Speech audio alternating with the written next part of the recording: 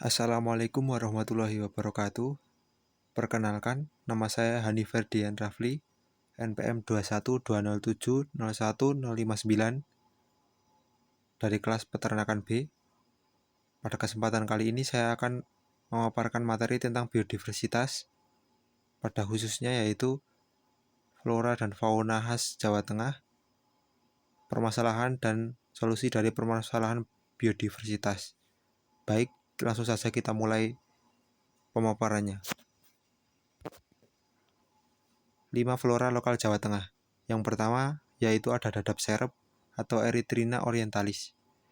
Tumbuhan ini merupakan tumbuhan khas Kota Magelang. Pemanfaatannya, daun dadap serep bisa dimanfaatkan sebagai obat penurun panas. Daun ini juga mengandung senyawa anti kanker dan bisa menjadi obat peluruh dahak saat batuk berdahak. Yang kedua ada salak ngelumut atau Salaka zalaka cultivar ngelumut. Tumbuhan ini adalah tumbuhan khas dari Kabupaten Magelang, tepatnya Kecamatan Serumbung. Pemanfaatannya dapat digunakan sebagai bahan pangan dan pemenuhan gizi. Yang nomor 3 ada kemuning atau Murraya paniculata. Tumbuhan ini merupakan tumbuhan khas dari Kabupaten Klaten.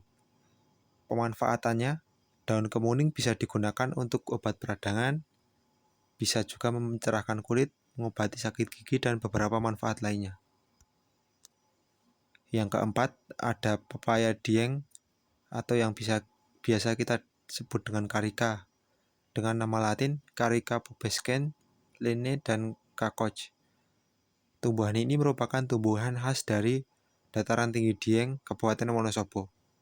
Pemanfaatannya, biasanya buah ini lazim dijadikan untuk manisan yang menjadi salah satu oleh-oleh khas dari Wonosobo.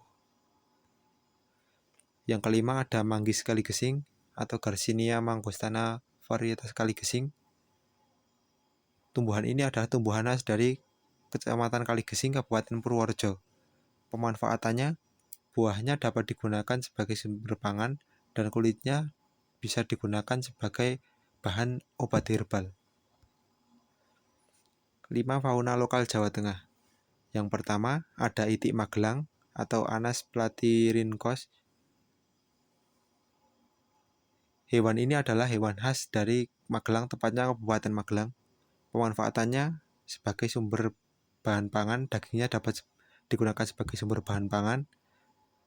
Biasanya daging itik itu lazim digunakan sebagai bahan rica-rica, dan telurnya biasanya digunakan untuk martabak telur atau dijadikan telur asin.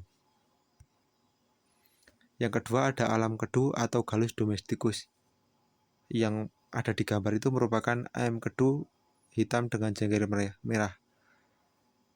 Ayam ini adalah hewan khas dari Kedu, Kabupaten Temanggung.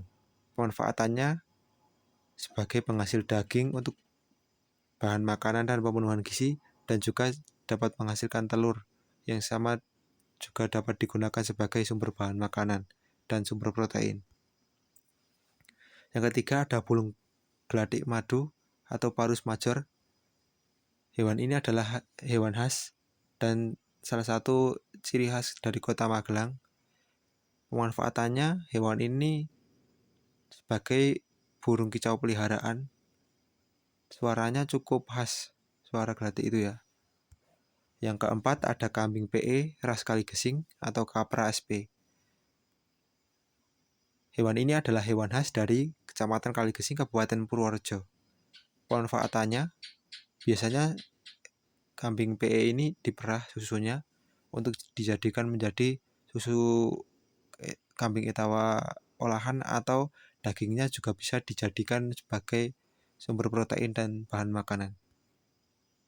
Yang kelima ada sapi lokal atau Bos SP. Sapi lokal ini merupakan salah satu hewan khas dari Kabupaten Boyolali. Pemanfaatannya, dagingnya dapat digunakan sebagai sumber protein dan tenaganya bisa dimanfaatkan untuk keperluan pertanian seperti membajak sawah. Beberapa permasalahan biodiversitas di daerah saya atau di daerah Magelang lebih tepatnya yaitu yang pertama, masih sering terjadi penangkapan satwa yang membuat beberapa satwa liar kian langka. Contohnya ada burung sikatan ekor merah yang sekarang sudah dilindungi tapi masih ada saja yang memperjualbelikannya.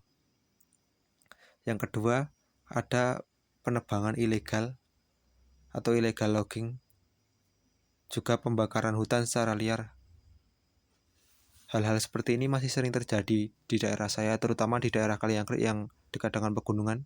Saya terkadang melihat ada beberapa titik di pegunungan itu yang terlihat gundul, entah itu bekas dibakar atau ditebang secara liar. Yang selanjutnya, pencemaran lingkungan, terutama pencemaran air yang membuat biota-biota air menjadi terancam kehidupannya.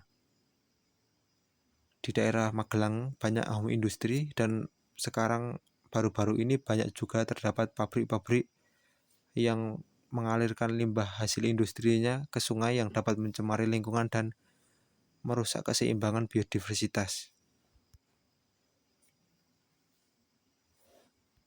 Yang selanjutnya ada kelangkaan dan ancaman kepunahan beberapa spesies, terutama di daerah saya itu ada burung pleci lokal sumbing, burung sikatan ekor merah, landak, terenggiling, ayam hutan, dan lain-lain yang bisa dibilang ketersediaannya di alam itu sudah cukup langka. Yang terakhir itu permasalahan biodiversitas yaitu pemanasan global dan perubahan iklim yang dapat berpengaruh kepada spesies flora dan fauna. Saat musim pancaroba dan iklim tidak menentu, bisa saja sering terjadi penyakit-penyakit menular yang terutama dapat berdampak kepada hewan. Contohnya adalah unggas seperti ayam atau burung kicau. Solusi dari beberapa permasalahan tadi yaitu yang pertama adalah pembuatan aturan dan pemberlakuan sanksi yang tegas kepada para pelaku yang memburu, menangkap, atau memperjualbelikan satwa-satwa langka yang dilindungi. Yang kedua ada mengolah limbah hasil industri sebelum dibuang ke lingkungan sekitar. Yang ketiga ada pemberlakuan program reboisasi terutama di daerah-daerah yang hutan yang sudah terlihat gundul, dan juga menindak tegas pelaku penggundulan hutan atau pembakaran hutan secara ilegal.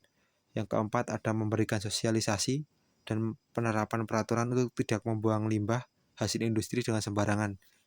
Selanjutnya ada membuat cagar alam atau hutan lindung untuk memfasilitasi kehidupan flora dan fauna yang lebih terjamin tanpa gangguan oknum-oknum yang tidak bertanggung jawab. Yang keenam ada memperlakukan gaya hidup yang hemat energi, tidak menggunakan bahan bakar minyak dan hal lain yang dapat merusak lingkungan serta menimbulkan pemanasan global. Sekian pemaparan materi dari saya tentang biodiversitas. Bila ada salah kurangnya, saya mohon maaf. Wassalamualaikum warahmatullahi wabarakatuh.